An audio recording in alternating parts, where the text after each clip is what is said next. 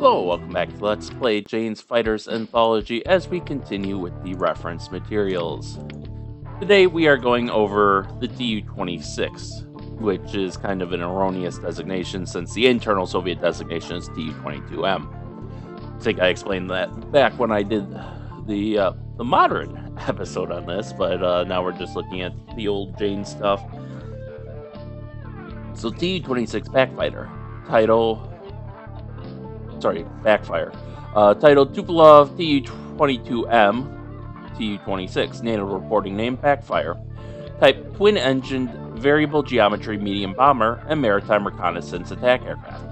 Program NATO revealed the existence of a Soviet variable geometry bomber program autumn 1969. Prototype observed July 1970 on the ground near Kazan manufacturing plant, Western Russia.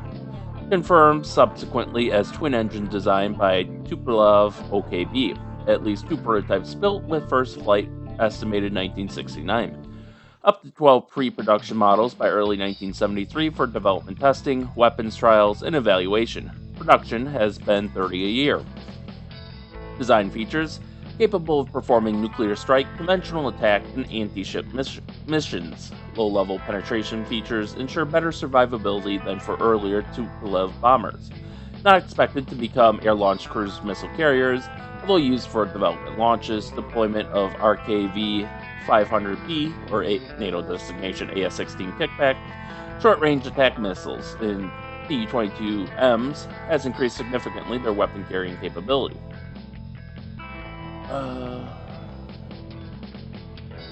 Deployment of RKV has increased their attack capability significantly. Okay. Low mid-wing configurations, large span fixed center section, and 2 outer steering sleeves variable from 20 degrees to 65 degrees sweepback.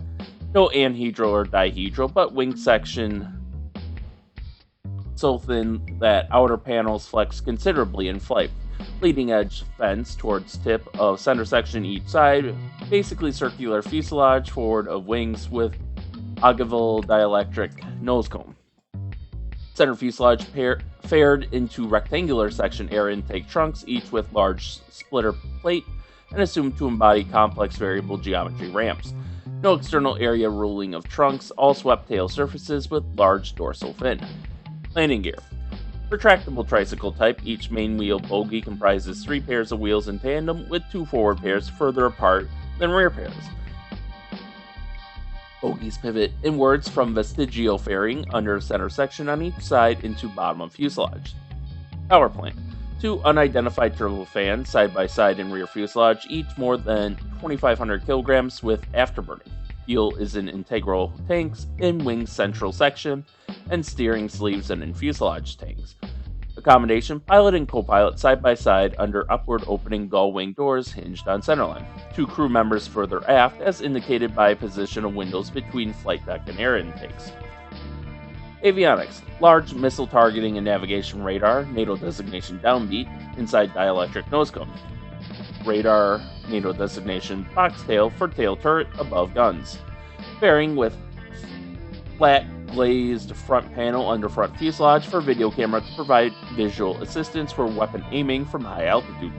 Very advanced ECM and ECCM.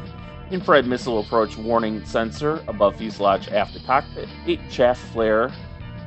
Multiple dispensers in bottom of each engine duct between wing root and tailplane. Another in each tailplane root fairing. Armament: max offensive weapon load 3 Kh-22 NATO designation AS-4 kitchen air-to-surface missiles, 1 semi-recessed under center fuselage, 1 under fixed center section panel of each wing, or 24,000 kilograms or 52,910 pounds of conventional bombs or mines.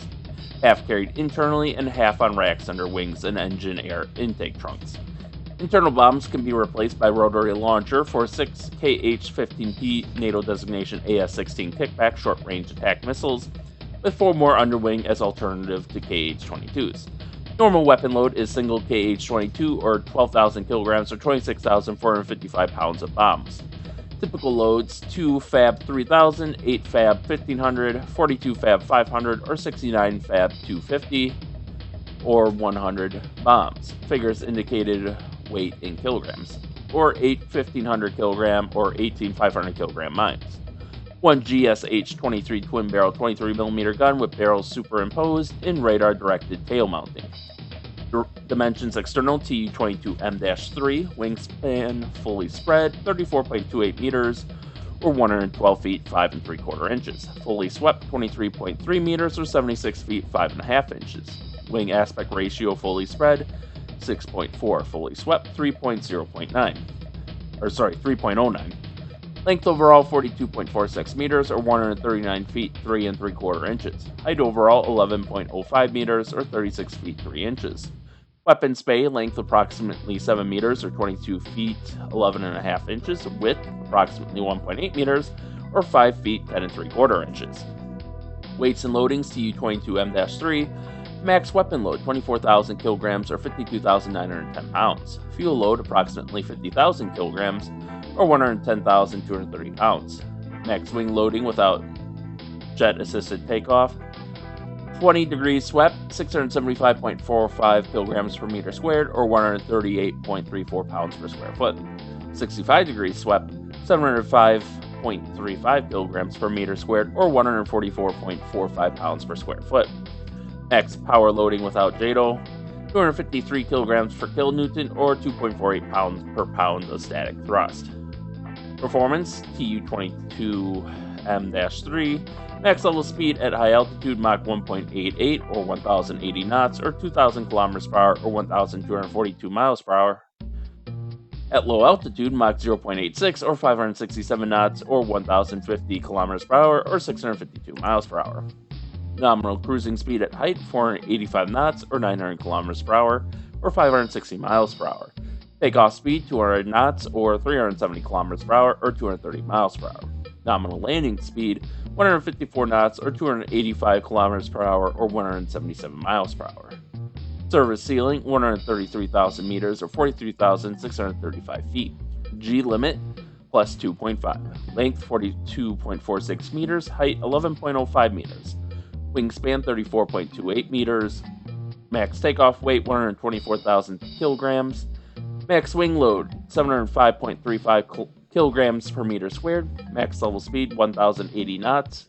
Service ceiling 13,300 meters. Takeoff run 2,100 meters. Landing run 1,300 meters. Here we can see, looks like they only have 2 photos in the photo album. We got one in flight and one coming in for a landing. And here we can see the 3D view painted in naval blue. It looks like this is the top's painted blue to blend in with the sea, and the bottom's painted kind of a dull gray to presumably blend in with the sky. And we could see the variable geometry wings there. And you can see this area is kind of fixed in place. Kind of reminds me of like the supersized the fuselage kind of reminds me of a supersized MiG-31 or MiG-25. Obviously the wing structure and stuff don't, but yeah, this is the fearsome bomber that they would have used to lob loads and loads and loads of cruise missiles at American carrier battle groups had the Cold War ever gone on. But fortunately fortunately for us at least, it seems like they weren't as well maintained as they should have been. So, and with that concludes today's episode. So thank you all for watching, and stay tuned for next time, and stay safe out there. We'll see you then.